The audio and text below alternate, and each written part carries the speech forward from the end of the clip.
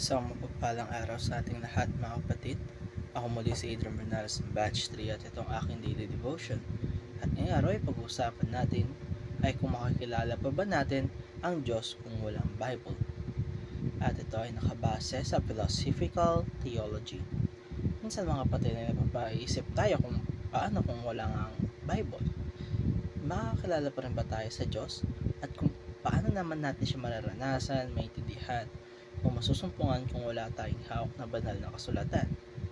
Kasagutan nito mga kapatid ay komplikado, pero yan ang mismo gustong sagutin ng philosophical theology.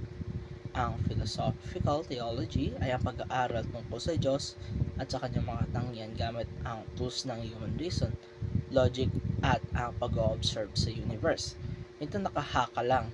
It deals with the real questions tulad ng anong kahulugan ng existence, may objective morality ba, at saan nagmula ang lahat ng bagay. Paano natin malalaman kung may Diyos? Ito ang klase ng theology na pinapakita sa atin na hindi bulag ang pananampalataya. Mananampalataya tayo, pero hindi ito basta paniniwala lamang.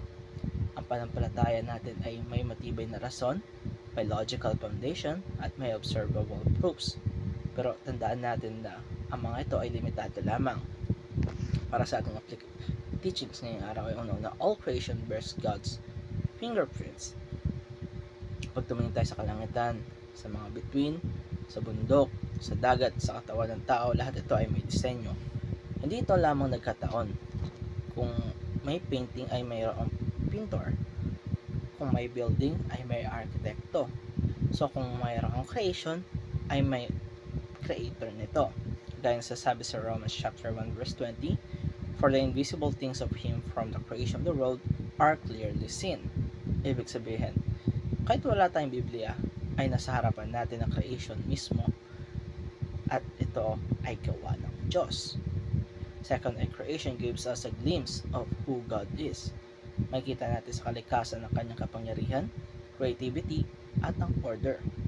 Ang gravitational laws, ang perfect distance ng Earth from the Sun, ang complex design ng ating DNA, lahat yan ay reflections ng katalinuhan ng Diyos.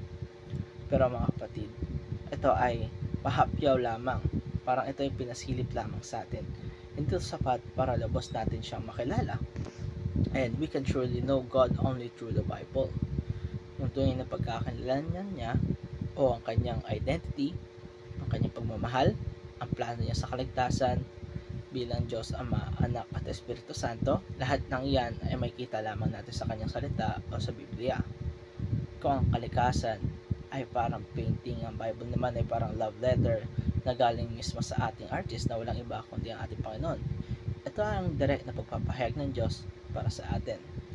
Para naman sa ating application ngayong araw, una cultivate the habit of thanking God for His creation. Magising natin sa umaga, pasalamatan natin ng Panginoon sa sunrise, sa hangin, sa ating katawan, at muli natin paggising sa araw na ito, maging aware tayo sa paligid natin dahil lagi siyang naroroon. Stay mindful of God and live a life of worship. Kahit nasang lugar man tayo, nasa school, trabaho, bahay, or commute, isipin natin ng Diyos ay laging naririto o naroroon. Ang simpleng pagiging mabait, pagiging matapat, pagiging mapagbigay, lahat ng yan ay acts of worship. At dito tatapos ang aking daily devotion. Maraming salamat sa panonood.